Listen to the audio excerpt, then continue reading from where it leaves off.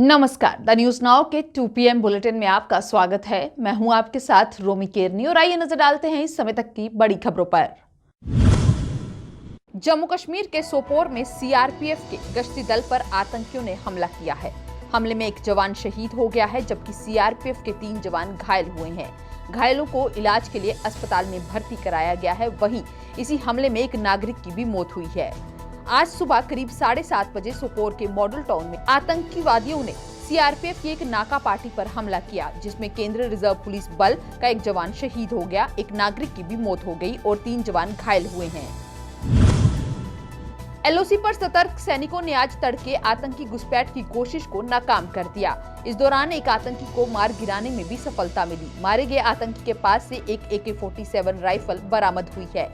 Search operation जारी है। बता दें कि राजौरी जिला के केरी सेक्टर में आतंकियों ने घुसपैठ करने की नापाक हरकत की। सतर्क जवानों ने आनन फानन में मोर्चा संभाला और एक आतंकी को ढेर कर दिया। उत्तरी कश्मीर के कुपवाड़ा जिले में नियंत्रण रेखा पर फरकिया गली सेक्टर में घुसपैठ की बड़ी कोशिश सेना ने नाकाम कर दी है। सेना की जवाबी कार्रवाई में 2 आतंकी मारे गए, जबकि एक घायल है।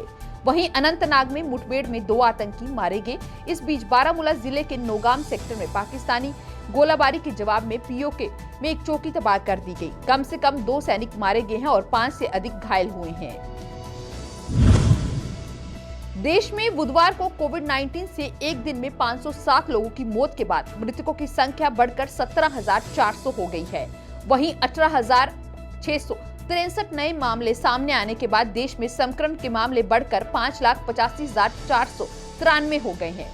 केंद्रीय स्वास्थ्य मंत्रालय द्वारा बुधवार सुबह 8 बजे तक दिए गए आंकड़ों के अनुसार देश में करीब 2,20,114 लोगों का इलाज चल रहा है और 3,47,968 लोग ठीक हो चुके हैं। अधिकारियों ने कहा कि अभी मरीजों के ठीक होने की दर 59.43% है। कुल पुष्ट मामलों में विदेशी नागरिक भी शामिल हैं। भारत और चीन के बीच मंगलवार को लेफ्टिनेंट जनरल स्तर पर तीसरे दौर की बातचीत करीब 12 घंटे तक चली। मंगलवार सुबह 11 बजे शुरू हुई बैठक रात 11 बजे खत्म हुई। बातचीत के केंद्र में पूर्वी लद्दाख के टकराव वाले क्षेत्रों में सैनिकों के पीछे करने के तौर तरीकों को अंतिम रूप देना था।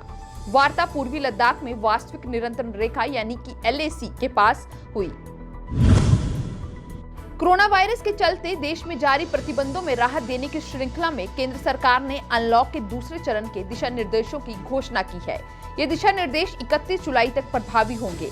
अनलॉक 2 में रात्रि कर्फ्यू लागू रहेगा। इसकी अवधि रात 10 बजे से सुबह 5 बजे तक रहेगी।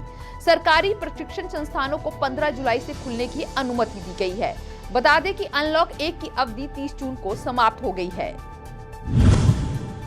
जुलाई के पहले दिन ही विमान ईंधन एविएशन ट्राइबन फ्यूल की कीमतों में वृद्धि की गई है। इसमें 7.5% की बढ़ोतरी हुई, जबकि पेट्रोल और डीजल की कीमतों में आज लगातार दूसरे दिन कोई बदलाव नहीं हुआ। मालूम हो कि AFT की कीमतों में एक महीने में ये तीसरी वृद्धि है। इससे पहले 1 जून को 56.6% की बढ़ोतरी हुई थी, जबकि 16 जून को 16.3% की बढ़ोतरी हुई थी। इस समय के 2 PM बुलेटिन में बस इतना ही। आप जुड़े रहें द न्यूज नाउ के साथ बाकी अपडेट्स के लिए।